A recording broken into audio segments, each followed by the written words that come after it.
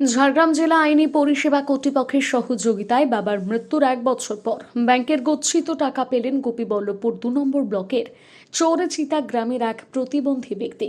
জানা গিয়েছে, স্নেহাংশু দে নামে প্রতিবন্ধী ওই ব্যক্তির বাবা ও মা দুজনের বার্ধক্যজনিত কারণে মারা গিয়েছেন। স্নেহাংশু বাবুর বাবা পেশায় প্রাইমারি শিক্ষক পঙ্কজ কুমার দে গত 1 বছর আগে মারা গিয়েছেন। তবে প্রতিবন্ধী ওই ছেলে বাবার অ্যাকাউন্টে থাকা টাকা ব্যাংক থেকে তুলতে পারছিলেন না। ক্লেম করতে গেলে ব্যাংক কর্তৃপক্ষ কোর্ট থেকে নানান কাগজ আনতে বলেন। আইনে বিভিন্ন পর্যায়ে না করতে পারায় দীর্ঘদিন ধরেই কাজটা পড়েই ছিল। ঘটনার কথা জানতে পেরে এগিয়ে আসেন ঝাড়গ্রাম জেলা আইনি পরিষেবা কর্তৃপক্ষের গোপীবল্লভপুর 2 নম্বর ব্লক অধিকার মিত্র রীতা দাস দত্ত। শেষমেশ আইনি পরিষেবা কর্তৃপক্ষের সহায়তায় ব্যাংক কর্তৃপক্ষ আগামী 2 মাসের মধ্যে প্রতিবন্ধী ব্যক্তি স্নেহাংশু দের বাবার অ্যাকাউন্টে গচ্ছিত টাকা দেওয়ার কথা বলেছে।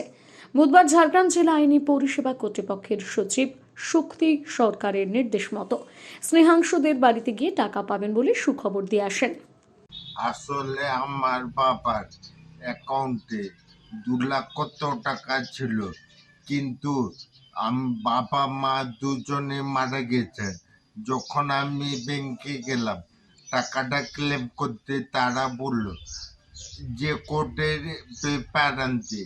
তো আমি এই অবস্থায় যেতে পারিনি, তাই ইনাকে বললাম। আমি জেলা আইনি পরিষেবা কর্তৃপক্ষের অধিকার মিত্র। আমাদের কাজ হচ্ছে মানুষকে আইন নিয়ে সচেতন করা এবং আইনি সহায়তা দেওয়া। তো সেইভাবে ইনার বাড়ি হচ্ছে চৌরচিতা 1 নম্বর গ্রাম পঞ্চায়েতের চৌরচিতা গ্রামে গোপীবল্লভপুর 2 ব্লকের বাসিন্দা। ইনার নাম হচ্ছে স্নেহাংশু দে। ইনার বাবার অ্যাকাউন্টে কিছু টাকা ছিল, ওনার বাবা মারা যান। তারপরে ওই টাকাটা ক্লেম করার জন্য উনি যখন ব্যাংকে যান, তখন ব্যাংক কর্তৃপক্ষ ওনাকে কিছু কোর্ট থেকে পেপারস আনতে বলেন। কিন্তু ওনার পক্ষে, উনি হচ্ছেন একজন 90% হ্যান্ডিক্যাপ।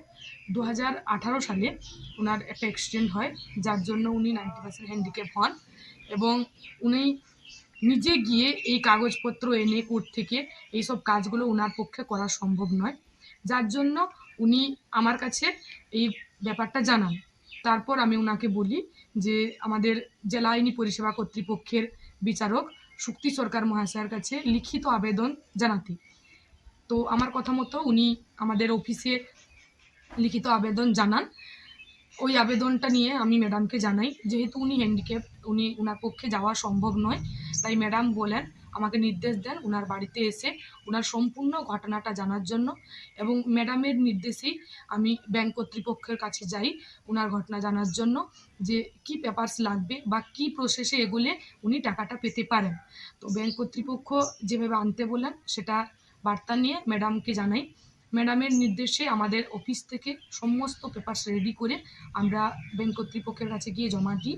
তারপর ব্যাংকে জমা দেওয়ার 2 মাসের মধ্যেই ইনার টাকা অ্যাকাউন্টে ঢুকে যায়। তো গতকাল ইনার অ্যাকাউন্টে টাকা ঢুকে যায়।